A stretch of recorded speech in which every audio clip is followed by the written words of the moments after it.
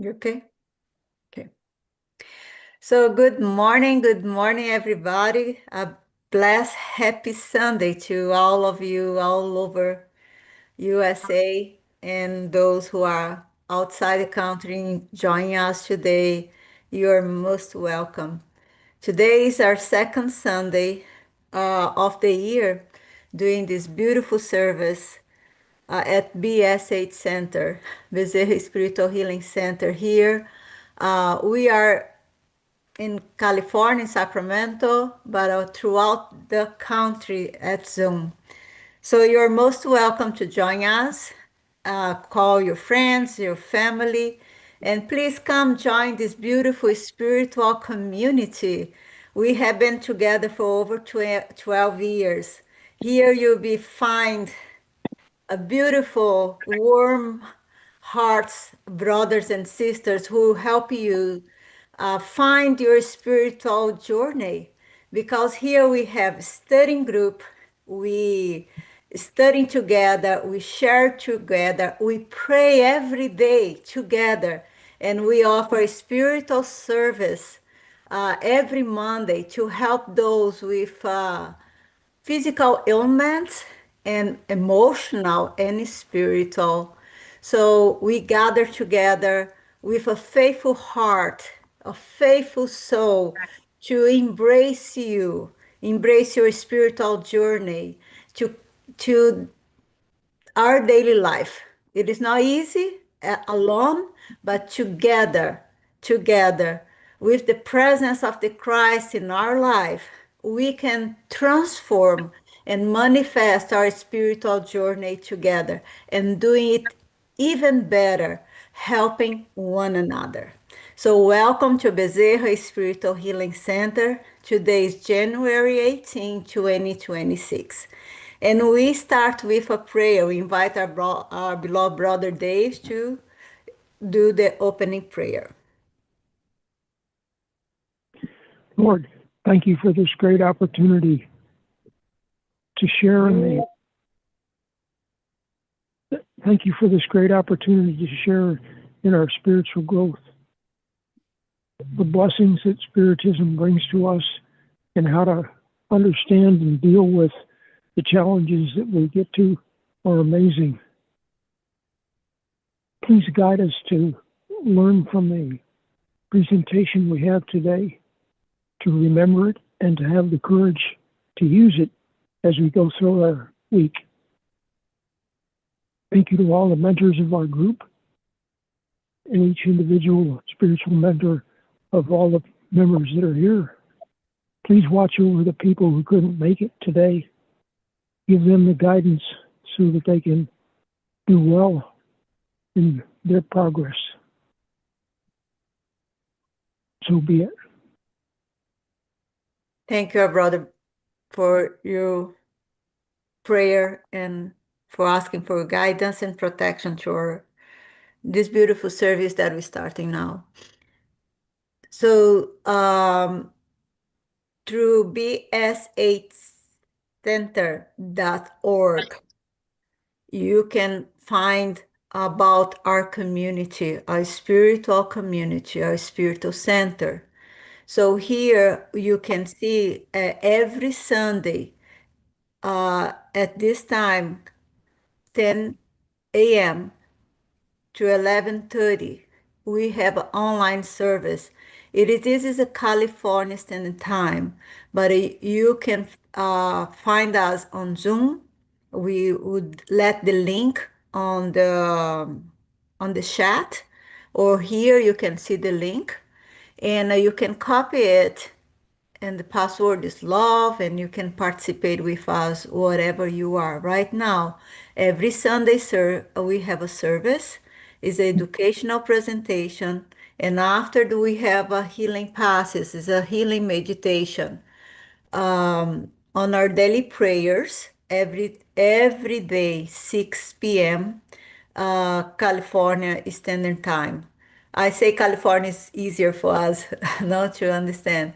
And again, through the link that we show up to you, you can participate with us in the daily prayers in our educational program. So we offer fraternal counseling for you, my beloved brothers and sisters, who are in a deep spiritual situation or depression or mental or physical ailment. Please contact us. We are have training brothers and sisters in our community that can talk to you and guide you throughout this trial that you are walking in. So we will be here for you and with you, and we will pray until you find the peace and the harmony and the healing you're looking for. So come and request a fraternal counseling that is by appointment only every Wednesday. We'll be joining you on a phone call. And our book studying, it is all the studying begin at 6:30 p.m. Approximately for 1 hour. We have Sunday, started Sundays with Missionaries of the Light is at 6:30. Tuesday, The Counselor by Chico Xavier and Emmanuel. Wednesday, a new study is coming soon. On Thursday, we have Living Spring.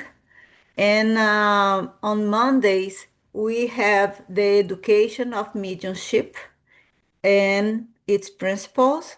And it is in the second part that are the mediumship group join together and pray for all the names that are requested for spiritual, physical, emotional healing.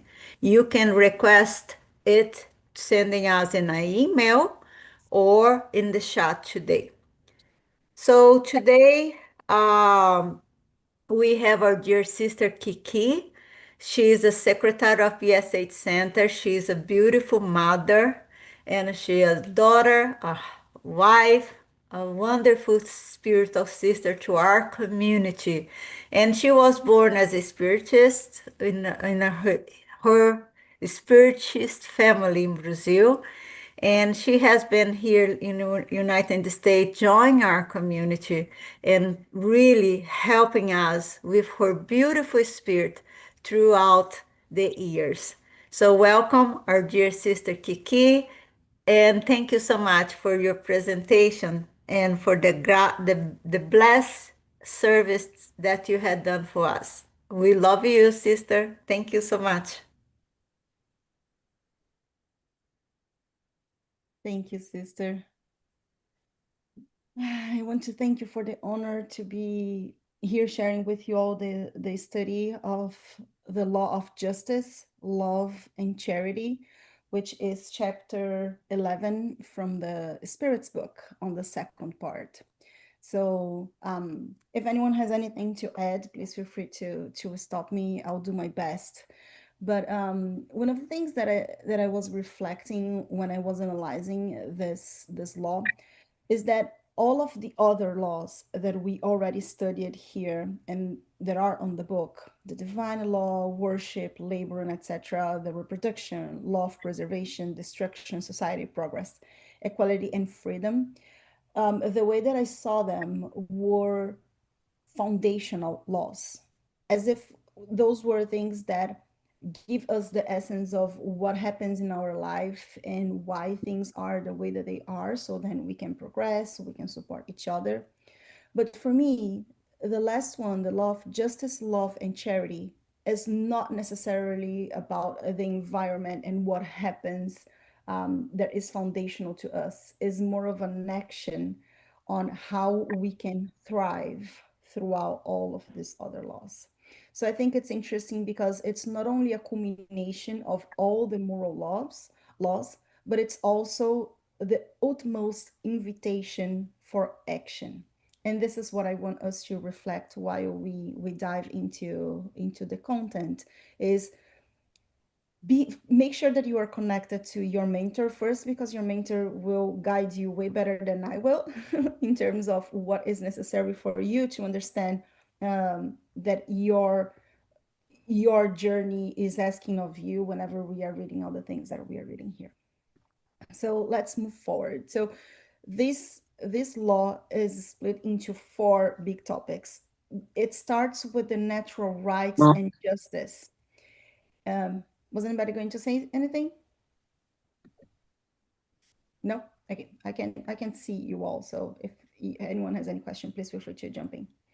Um, so it starts with the natural rights and justice, and we are going to debate a little bit more about that because sometimes justice can seem different from depending on the point of view. So we'll discuss a little bit about that, and the right of property, right? Especially when someone is in especially when someone is in distress or they need anything that can end up to theft, sorry. So let's see what the spirits tell us about that. Then we will dive a little bit on charity and loving our neighbor. And I love that the way that they are explaining love here is through the maternal and filial love. And we will see that because that comes from the strongest, I will say, type of love that we have in our earthly experience. So it all starts with a question that they ask about, is this sense of justice that we have, is this something natural or is this something that we acquire? And the spirits tell us that justice is natural. It's kind of an instinct that we carry inside of us. It's totally placed in our heart. And it's so strong in us that in some places where you have nations that are more primitive, it's more stringent. So you will see that the type of justice that is seen there is more towards to the laws that we saw before, the laws of preservation, the laws of reproduction, the laws of labor, and things like that. So things are way more primitive in a sense of what does justice mean. But the one thing that is really important that we also see is that why sometimes we see that just the sense of justice changes, not only from one place to another, but also from one person to another. And then the answer comes saying that it's different from one another because of our passions. So, what it means is that our passions, our vices, our experiences, they all mingle with this sentiment that we have in terms of justice. So when things are very connected, when everything gets so blurred, we lose sight of what is right and what is wrong. And that's why sometimes we find people that are so um, strong opinionated about what justice means to them, but it's corrupted by their previous experiences, by their passions. So it's causing people to see from a false point of view what is just and what is not. So we have to be very, very careful when understanding this sense of justice and how it changes from one place to another. But the one thing that we are guided to is that what is justice, right? Because this is the question that Allan Kardec asks. Then, like, okay, so then what is justice? Justice is the respect for the rights of each and every individual. So when we think about what are the boundaries, how to set the right boundaries, we should keep always in mind that we must respect everyone regardless of where they are in their moral journey or in their earthly journey. And that's really, really important because when we think about our rights, as we saw, not only it can differ from one place to another, but also it changes according to the moral progress and to the timing where we are. The spirits tell us that there are two big rights. So there are the human's law that defends um, that they defend the earthly rights, and there is the divine law, the natural laws, who is then defined by God, which is what we have learned up until now. So from an earthly perspective, from a material perspective, if what we are seeing is that this is going to change according to the moral evolution of its beings. What we now consider justice might not have been the same that we all aligned when it was in the Middle Ages. It's not the same anymore. Things change. Why? Because our moral is also progressing. So the rights determined by humans are not necessarily considered just, but they are governed according to our social relations. But the one thing that the spirits tells us is that what will allow us to know if what we are doing is true justice or not is if we are accomplishing with all the divine laws and our conscience. If we are in doubt if whatever is going on is fair, is just, then we go to Jesus. Do unto others as you would have others do unto you. And this is really deep, because I feel like um, this is the piece where we all miss a little bit or a little much, depending on where we are in our progress. Because putting ourselves in the shoes of our neighbors is really hard, because we can only understand that part that we see. There is a whole other life experience, background, feelings, fears that we do not see. Therefore, our judgment is always blurred. No matter how much we think we know the other person, we never ever know what's going on in their heart. We never know what's going on in their mind.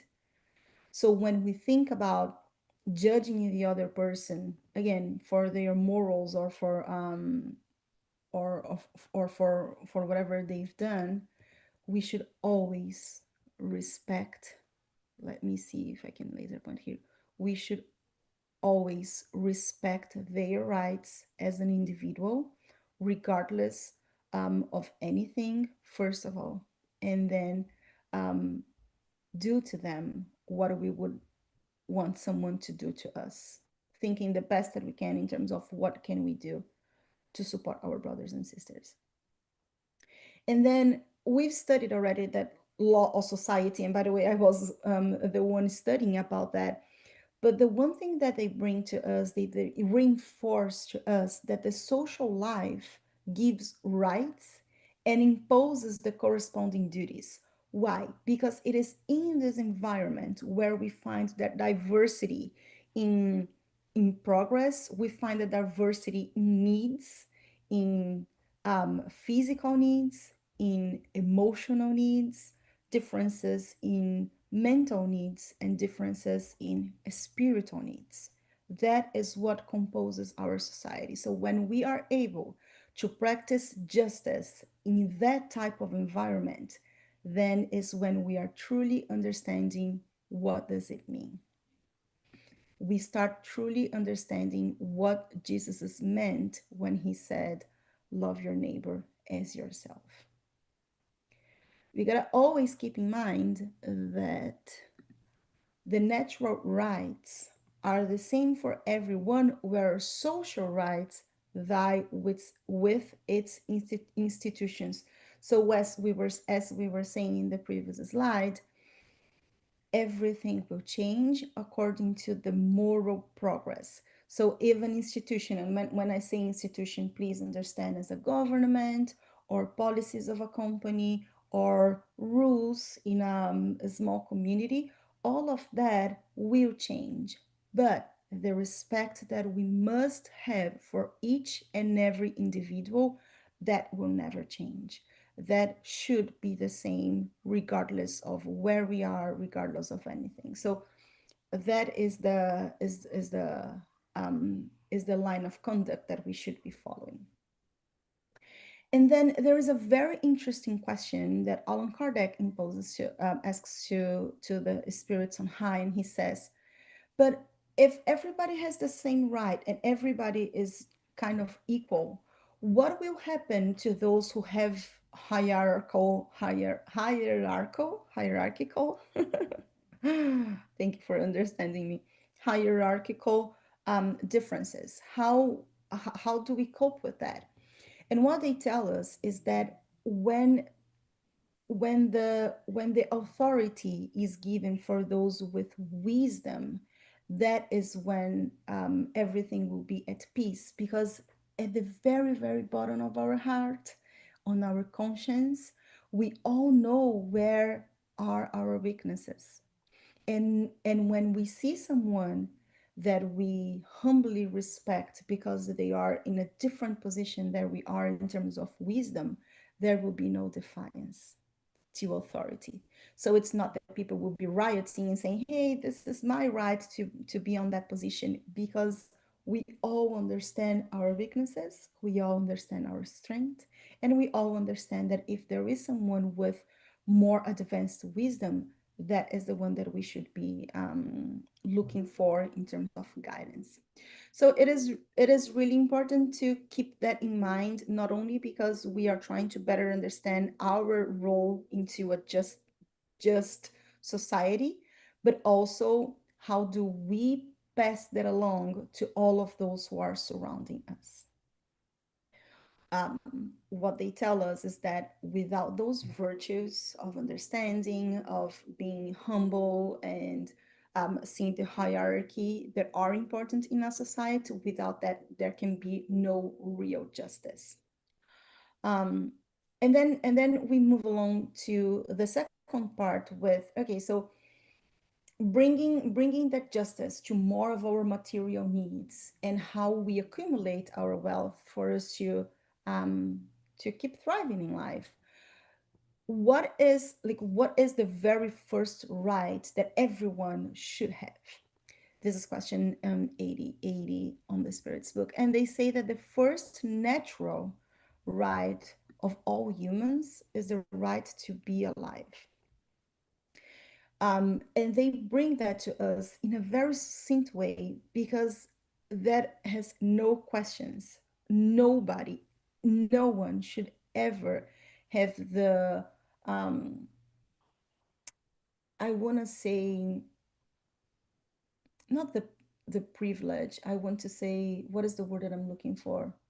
The presumption to think that they can decide about someone else's life. And there is a whole other discussion that we can bring any other day about euthanasia and all of that.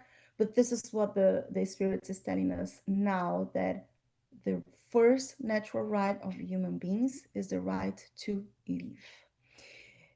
And when they say that, they immediately say, so we have to keep accumulating some level of wealth for us to be able to have a good life in the future, so then we do not have to be a burden for anyone. What about that? Does the right to live grant us um, grant us the right to accumulate wealth? And then the spirits say that it is okay to hoard wealth in collaboration with the family through honest labor, but not in a selfish manner. And I think that this is really interesting, because it is totally fine, and it's important that we care for ourselves and for our family. So I think that one big piece here is that we understand the property as a right, but also as a moral responsibility. We will always know if we are accumulating more than what we need. At the bottom of our heart, we will know. And if we feel like we are doing that, that is a hint that we might be selfish, or that we might be giving in for our material pleasures. So that is a red flag for us to think if that is too much or not. Um, but one thing that we see at the gospel, according to Spiritism, in the chapter 16, you cannot serve both God and mammon. Jesus tells us that use your wealth wisely. It is entrusted to you for the good of all. So it is our responsibility to think when we were just talking about justice. There is no justice if we are not able to see what is selfish and what is not. So Jesus expands this concept of um, the theft, because imagine you are just hungry, you need something to feed your family, and then they go and they steal from someone. What about that? Is that just? Is that not? And then Jesus expand that sense of justice, that taking what belongs to another is not correct. That will never be correct. Just as exploiting the vulnerable is also not correct. So the way that we build our wealth is also important for us to think.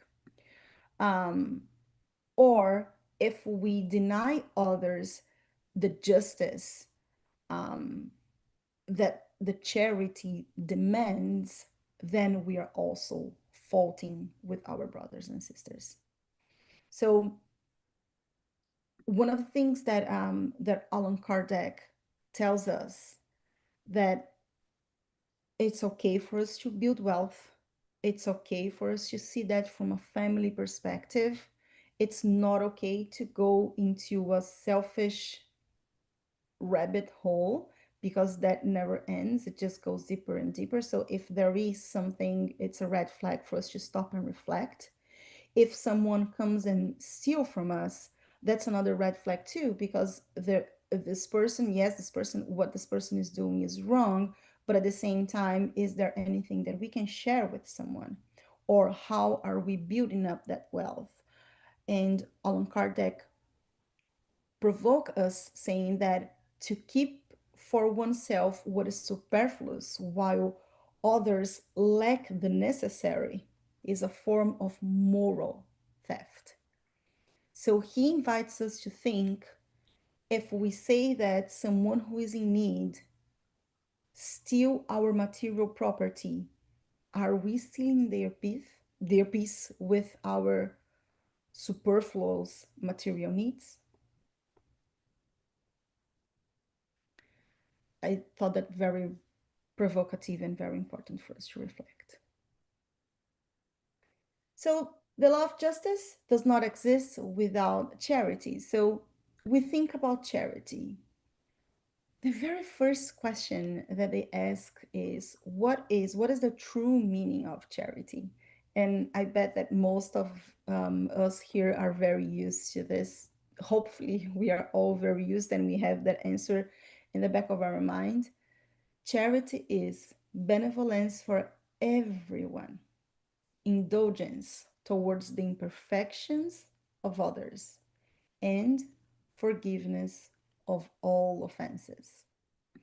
So, what that tells, and I'll give us just a moment for us to really incorporate benevolence for everyone, indulgence towards the imperfections of others, and forgiveness of offenses.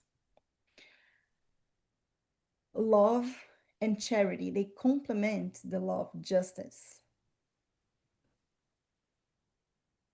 What is asked of us is to do to our neighbors everything that is in our power for us to do the good. Everything.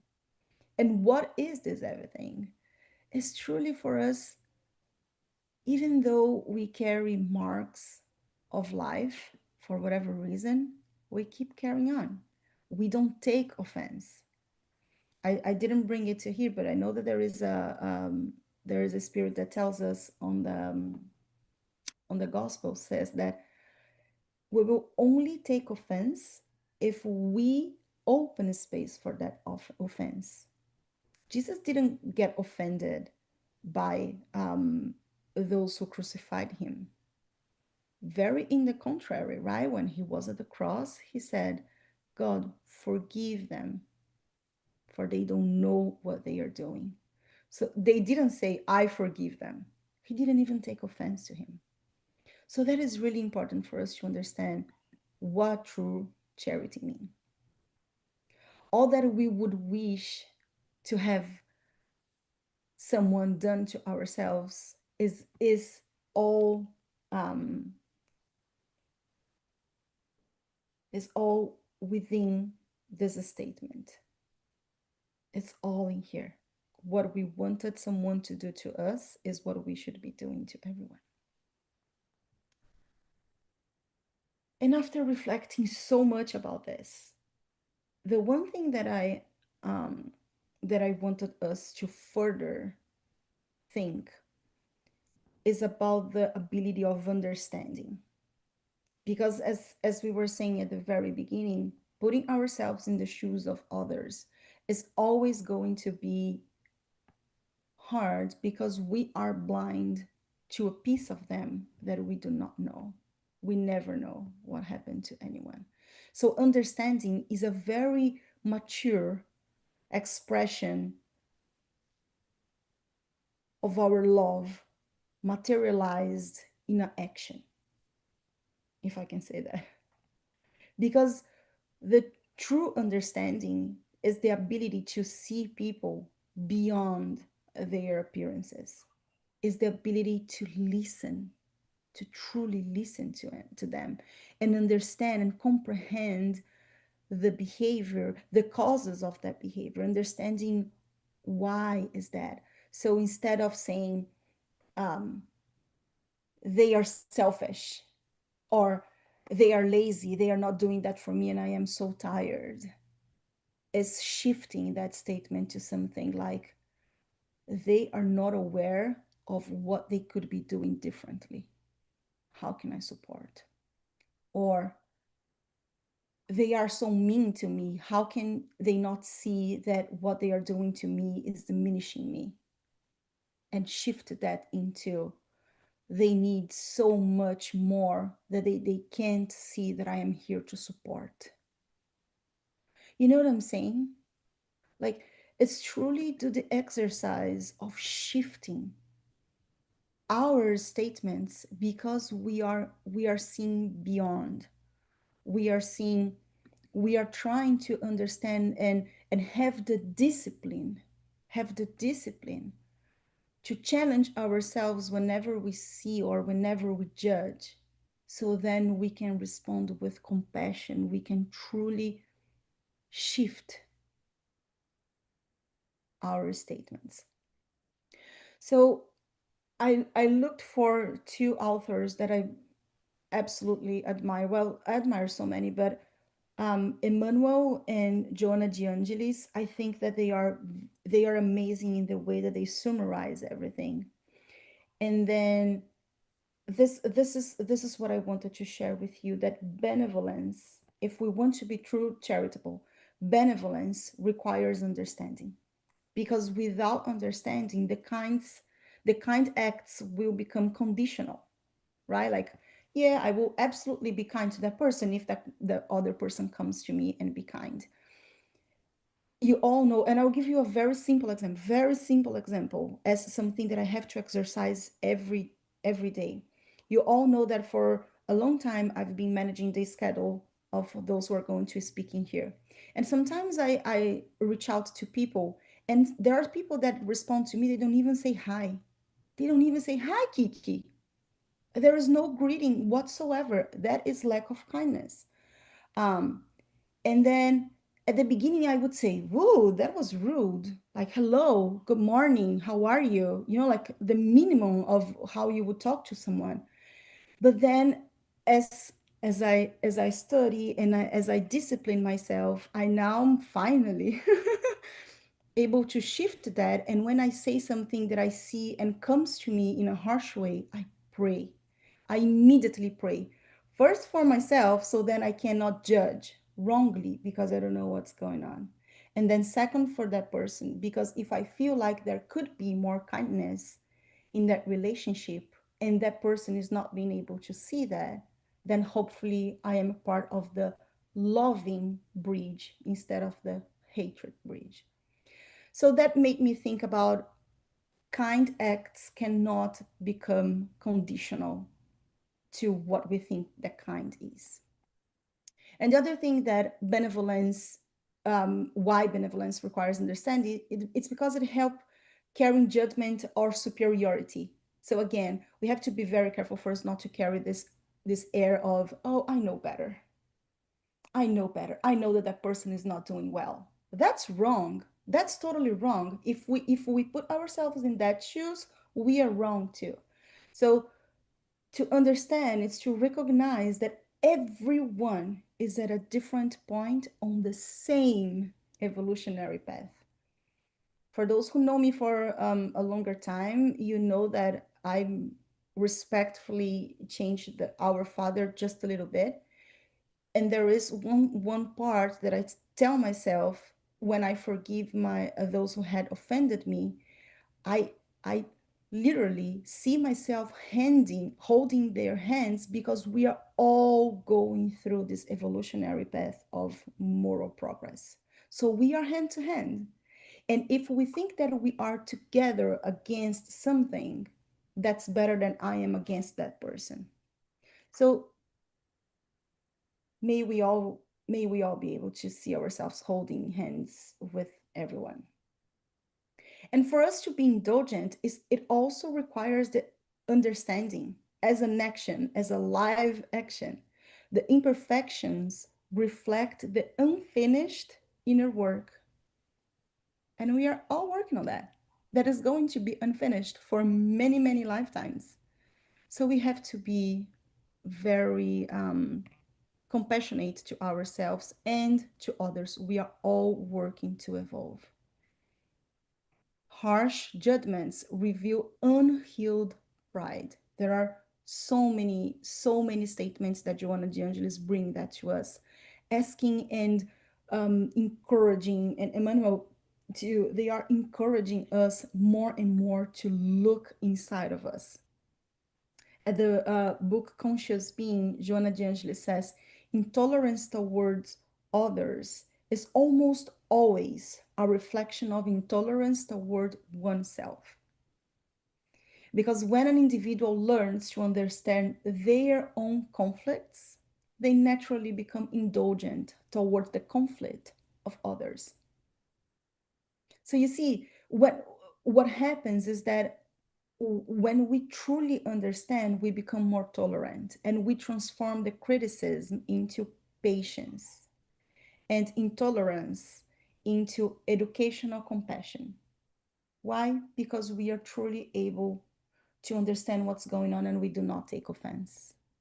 So we are indulgent to their imperfections. It doesn't hurt us. But even if that happens, the forgiveness is then the highest form of understanding, is the highest. And then Emmanuel tells us that forgiveness is not forgetting or excusing the wrongdoing, but is understanding that the spiritual immaturity produces acts that require then forgiveness. So understanding allow us to forgive without bitterness, because it becomes a spiritual choice. And as we saw in this slide here, even though we carry the marks of whatever happened to us, we are still able to thrive. We are still able to love, because that is part of what we do. And that is one of the biggest and most important lessons that Jesus left to us. Love your enemies. We know, and the spirits tell us, that it's impossible to feel love and tenderness for those who might have done something to us, and that's totally fine. But when we accept that something might have happened because they are in other spiritual level, then our heart is at peace. And when we are at peace, brothers and sisters, there is nothing, absolutely nothing, that can steal that from us. Then we are able to practice true charity. But the one thing that they tell us And it's interesting because they start going back and forth in many different questions in many other parts of the book, and that's why I highly encourage everyone to see that. Is that the manner of the practicing kindness is as important as the deed itself, because they ask questions around, like, imagine how the person feels to be reduced to beggings. That degrades people both morally and physically. So when we need to get into that moment where we have to give assistance, let's do that with love and much compassion. I think that I mentioned to you all once we were in one of those daily prayers when I was able to join all of them. I saw as if all of us who were there, we were washing the feet of all of those who came for the prayer. That was so beautiful and so humble, because that is what Jesus did, and what he's showing to us is that charity is always gentle and compassionate. It's not to just hand out um, money through the window. Is to truly, if you all remember the story of St. Francis of Assisi, one very important moment of his transformation is when he was riding his horse and he sees all the leprosies. And instead of staying there and giving the blessings from the top of his horse, what does he do? He gets off of the horse, he gets out of his comfort zone and he goes to them. He opens his arms and he hugs them. He embraces the needs of those leprosies. The Spirit tells us that a service, when it's gracefully rendered, has twice as much merit. And ostentation and pretensions destroy absolutely the merit of generosity. So we have to be very careful if we are doing the good, from the comfort of our houses. I'm not saying that that is bad. I'm just saying that we have to think what is the intention that we are like we are doing. Saint Vincent of Paul, he tells us, don't forget those who do not beg, by the way, and suffer in silence. Seek out for poverty that hides itself from its plain view. So again, as St. Francis of Assisi said, get off of your house, of your horse. Um, there is one important thing where Allan Kardec, and they refer to question 700, and I think this one is in the law of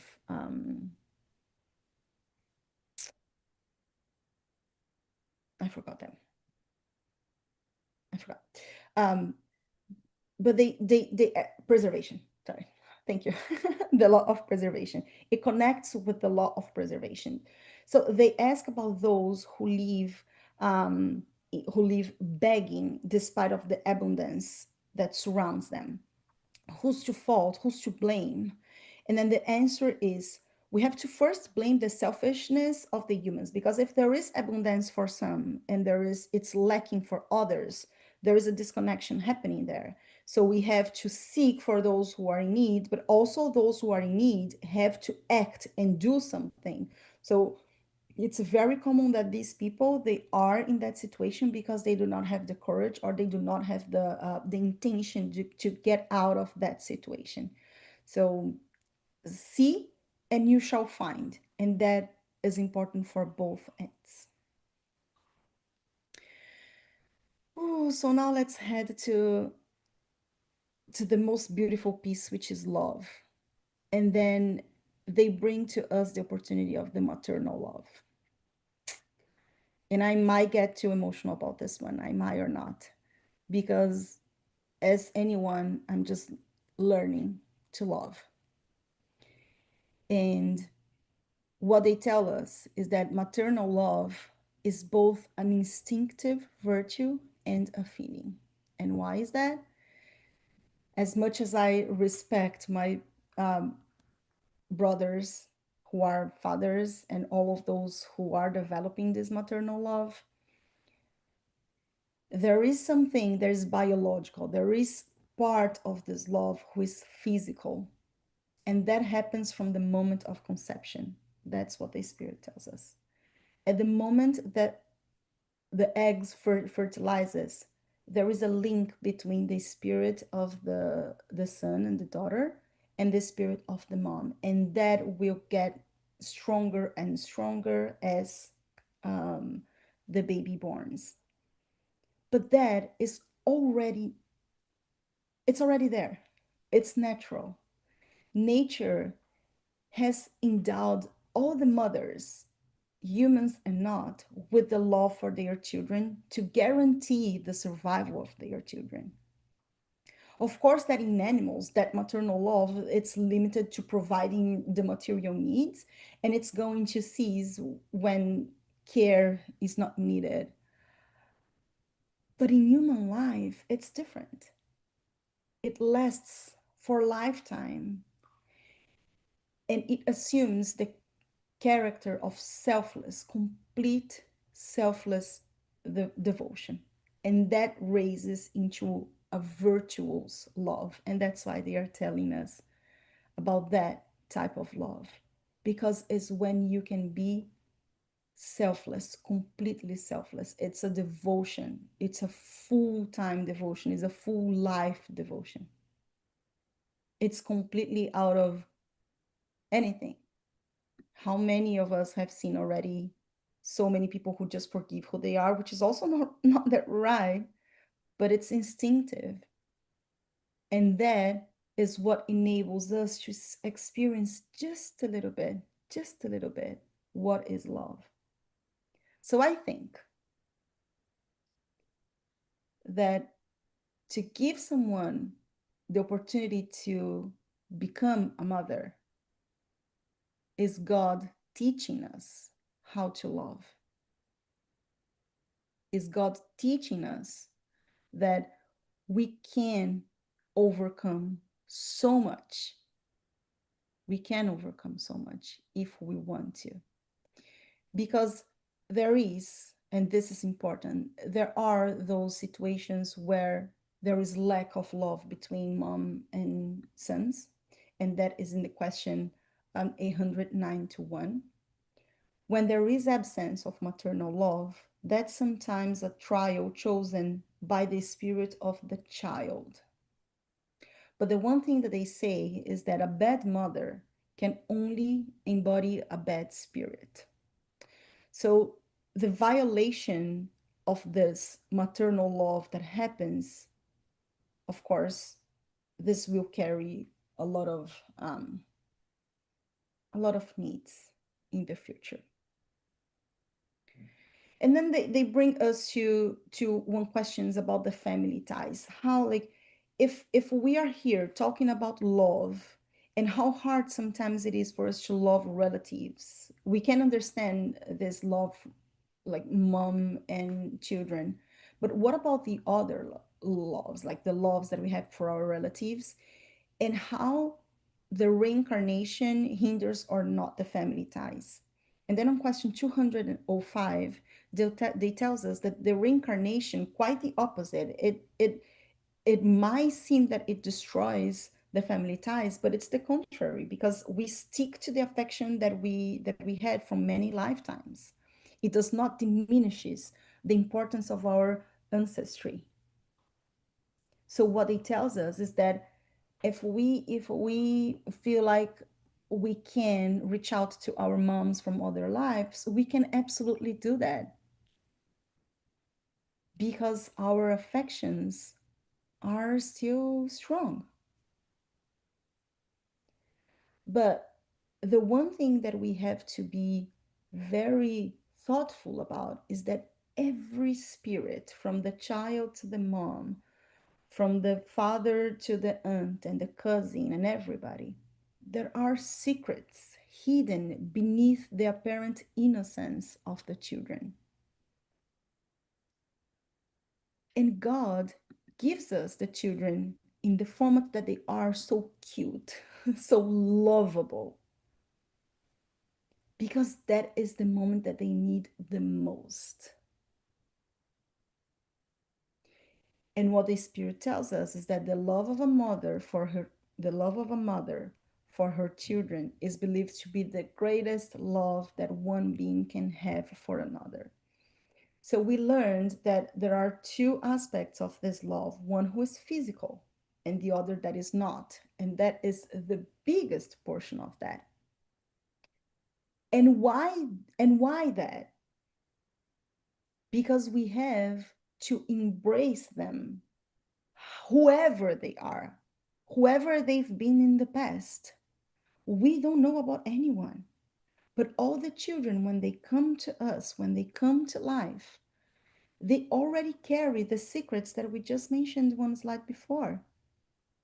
And yet, we have to love them. Yet, we have to feed them and embrace them with everything that comes to them, with them. And usually, the love of a mother is the easiest one to overcome those inclinations that sometimes come with the children. But the one thing that they always say is that this is the time where that spirit is also the most flexible to the new inputs from the parents. So that is extremely important that we keep that in mind, because regardless of who they are, regardless of who they were, that is the moment that we have to reshape them, or to bring to them the word of God, that they will be more susceptible to the examples that we are going to give. So imagine if we yell at each other at the house, guess what they're going to be doing in their adolescence? They will be welling at each other. If we simply, I don't know, stomp, or we break things whenever we are mad, guess what they're going to do whenever they become adolescents? So we all carry a huge responsibility with our children.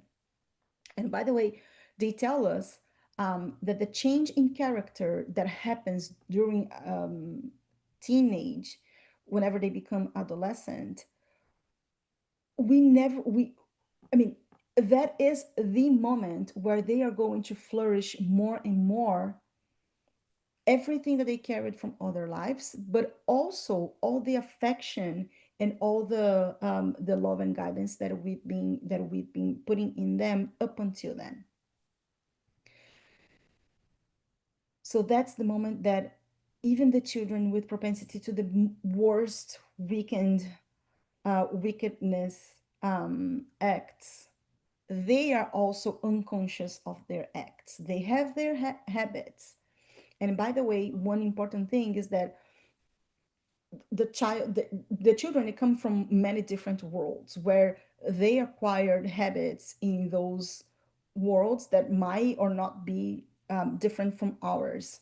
So the process of re reworking on that habit is also something that they are going to do now. Now I'm trying to laugh at it, but my daughter, she does not like to eat much. And I tell her, I don't know where you come from, but in this planet we have to eat, so please eat. I try to teach her that in this planet we gotta eat. So it is really important that we all just understand the importance to love those children, because those are spirits carrying all their faults and all their needs, and it is our responsibility to support them, even if they get the wrong road. It is our responsibility to train our children. It is one of the most important missions of everyone's life, is to put forth every effort possible to lead our children to the right road. And of course, that our first responsibility is with our children, but there are a lot of children without parents. There are a lot of children needing parenthood. And if we can, it is our duty to support them, to understand that hate is not the way. No children should lack shelter. No children should lack love. No children should lack the minimum of food and maintenance. So let us do everything that is in our power to take care of our children, because our children is the future of the world. And if we are able to teach them that the world can be different, they will learn that the world can be different. They can learn a world of love. They can learn a world of justice. So that's how I wanted to finish today, with a summary of everything that we saw. The law of justice, love, and charity. Justice is respecting the right of others as you would respect your own. Be impartial as much as possible. Practice the understanding. Be accountable of the piece that we can be accountable. And have universal benevolence for everyone. That is how we will truly be able to practice charity. Be benevolent, be indulgent, be forgiven. This this moral elevation is not measured by our belief, for sure. No matter how much we all agree with what I'm saying, what matters is how much we are practicing. That's how important this is, and that's why I said that for me, all the other laws are foundational aspects, but this one is a call for action. So if we believe in what we are reading, we must practice that. And I want to finish with a state something that is so simple from Joanna de Angelis: love grows as the self diminishes. So I respectfully pray that we are able to get less and less selfish, so then we can learn how to love.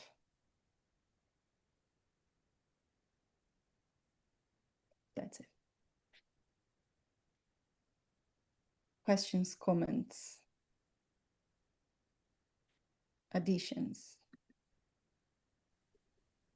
Wow, sister, it is a lot to us to meditating, to evaluate our own selves about justice, about love, no? And uh, w- what we are doing here, because the charity, it is about what we are doing unto others, what we are doing unto us, and what we have manifest this law in our own selves, now in our daily life, is a lot to meditating. I always said the motherhood and the fatherhood, it is the greatest tool to us to learn unconditional love. So it is, we are almost at the end of the spirituous book. We have been studying for, I think, 2 years, né? I guess so. And what a great opportunity to us as a spiritual community, studying together the laws and understanding them, no? And justice. I believe Jesus, Matthew chapter 5, talk about if you love those who love you, what merit do you have on that? No, love your enemies. Do good to your enemies. If someone asks you for walk 1 mile with them, walk two. If one take you to the judge and asking you for your tunic or your clothes, give all to them. So what merit we have to love who loves us. Now it's a beautiful message over here. I really want to listen to all of them. Our brothers and sisters completing this beautiful study. Thank you so very much. I appreciate, and let's we chat. Thank you. Well, my favorite, I love the pictures, by the way. I'm gonna be haunting you for a couple of them. Um, was when you were talking about the reflecting within. And what that reminded me of is when we hit those low points and we ask, why? What's going on? How come? Why am I going through this? Why do I keep experiencing this horrible whatever you're going through, Because it hits us all at one point or another. And you were saying go within. And that's the exact point that I'm making. That's the time to ask the question, what's going on? How come? And you meditate on that. And don't give up on that meditation, and you will get your answer.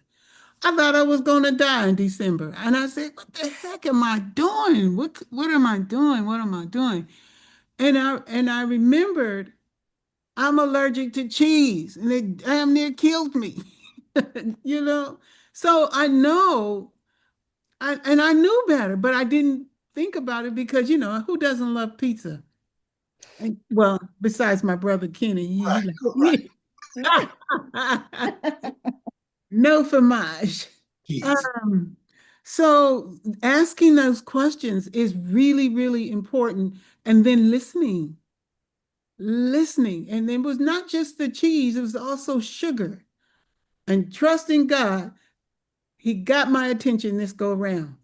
I mean, He got my attention. So I'm doing good. Thank you. It was good. Thank you. Welcome. Amen. I liked how the presentation got stronger and stronger, uh, more challenging, I think, on the individual level as we listen to you, especially when you start talking about reaching out to people that they didn't give you back love. In other words, they didn't say hello or whatever the case may be. And we can always easily come up with our own conclusion about why they're doing it. And we think quite often that people are conscious of themselves, and many times people are not. And this story I'm about to tell you is kind of hard to believe, but it's true. um, Years ago, I worked at this school. There was a person there who was known never to speak to people. She just didn't speak. I spoke to her for at least 3 years. I would say good morning. She never said nothing. And then one day, I should say, she got some kind of promotion or she needed help. And I went over and gave her some help and guided her about how to get this particular project done. She changed completely, but it was like she was not conscious of who she was then. And there are people who you can say hello to and they think they spoke to you. So I really appreciated when you said that about, checking yourself about what's the lesson for you.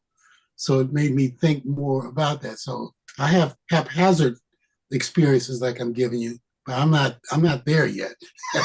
I'm just saying I have some things that give me a little guidance about where you're going and what you're saying in terms of your message.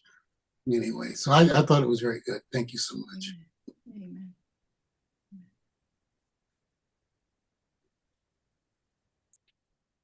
Thank you, Kiki. I was struck when you talked about, you know, or the reminder that, social laws will change. And so those kind of justices change. Um, and I was thinking, I couldn't help but think, and, because we can look at it in one way that, yeah, as we evolve, those social laws are going to improve and change as we go along. But I was thinking it can also be used in other ways, like, so some really bad laws can get put into place, like to move us, you know, and to move us in this direction, to help us evolve. So, to always keep our mind open and also not to abandon our convictions, because these kind of things can really, lead people down into areas of despair and, um, all kinds of troubles, insomnia, because they're just thinking about the injustices of this law or how something happens. But, I guess always to keep in mind that bigger picture that, God's in charge. And then I just want to apologize because I'm sure one of those people was me that responded to you that way in an email. And I have to I don't even say, know, sister, please. well, I have to say, I used to feel that way when people would respond to me like that.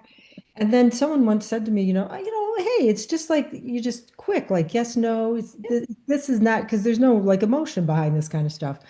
And so I really, for me, I see how I mean I can really take anything personal, even if it's not directed at me. Somehow I can come up with some crazy story of how I was the middle of it. So it just goes to show, I kept thinking of our level of selfishness as you were talking, even though I know a lot of it wasn't really focused directly on selfishness, but I kept thinking the thing about having too much, and that if somebody else is still lacking, but yet we have too much. And I think I'm thinking, oh my God, this is all of us that live in this country, so Yep. there's nothing more to say about that. Thank you. But sister, I think that that's why Jonah de Angelis she's so gracious, telling us to always come back to ourselves. Because if we are feeling, and I am the first person to take things personally.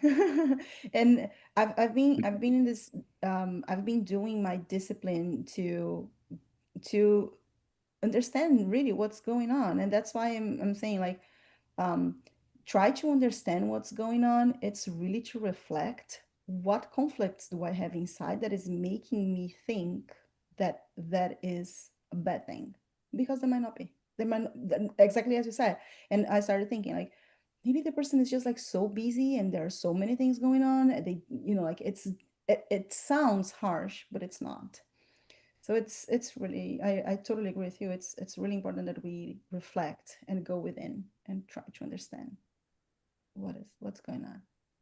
Uh, I would like to say something. Go ahead. Considering that Jesus is our guide and model, it's obvious that his evolutionary process was not done on planet Earth because he's the creator of planet Earth. So he's way beyond that. But he was the one that embodied the love that she was describing, Kiki, about the woman's love and man's love. It's different. And we live in a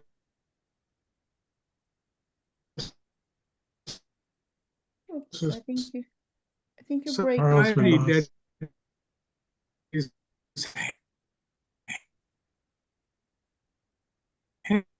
heavy You need to tell him. Yeah, you're breaking up, that Brother is Charles. of taking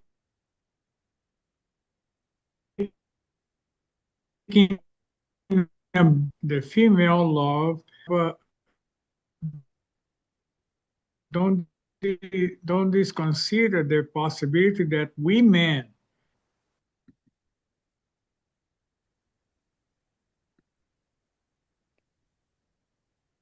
Brother, it Muted. broke, and I couldn't hear the end of your sentence. Um, you you said, don't yeah, disconsider that man. You want to finish yeah, that sentence? that women and men we are on the same path of Yeah, development, yep, and we need to work in cooperation, not competition. absolutely. I have more love than you, and you have more love. No. So I think that's what we need to be open our minds to this concept that we need to support each other and not this world that we still live in. Yep. So I just wanted to share that because Jesus represented that love that is a combination of male and female. female energy, and that's our destination. So yes, appreciate the presentation, was wonderful. Thank you. That is Kiki, true. as always, a deep and broad interpretation for all of us to digest. I liked how I think it was Teresa who pointed out the one that made the most impact on her. For me, it was when you talked about the role of motherhood, and I don't know why that hit me this morning, but I have such an appreciation for how critical moms can be of themselves. Yeah. You don't do enough. It doesn't matter at what age. It doesn't matter.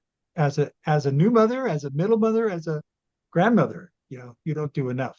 And yet you're part of that whole evolution of that entire generation. Yeah. So don't be so critical on yourselves. There's a lot of support around you. Well, Mark, Yeah. I- And to Charles' point, uh, I think that one thing that is very important, and I didn't, I didn't have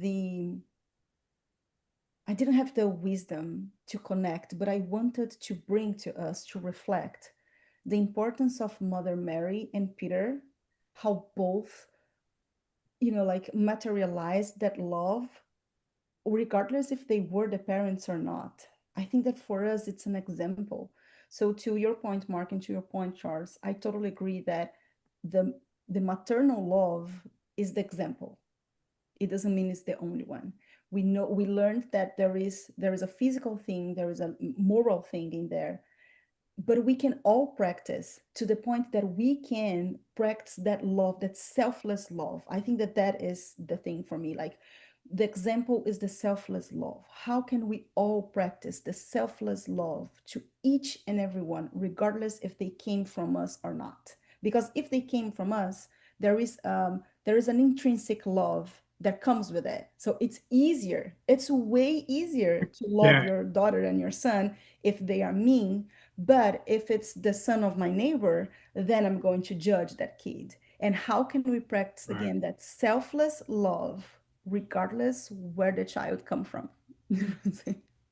Right, and it doesn't even matter whether a child, it can be our president.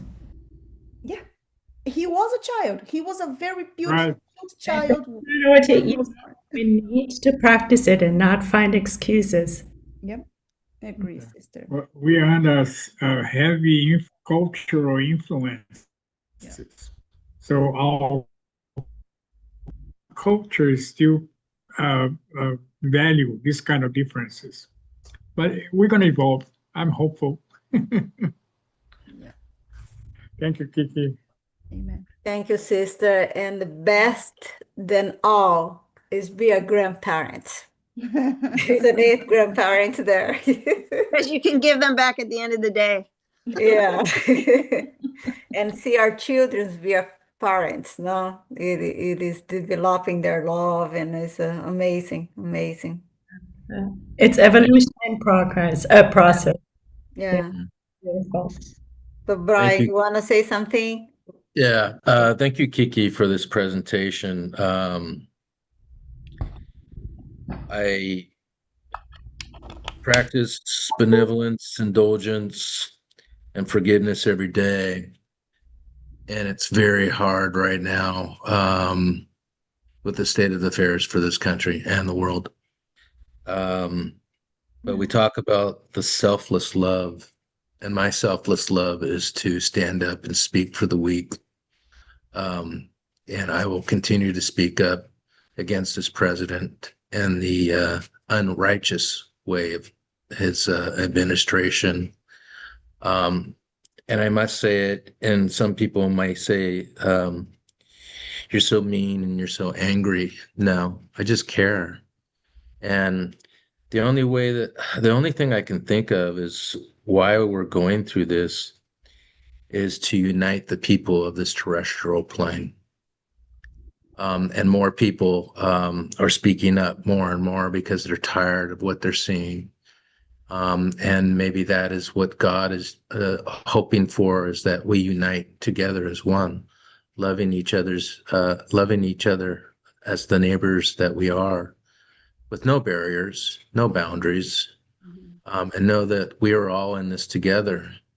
Um, and we should work together to elevate all our souls.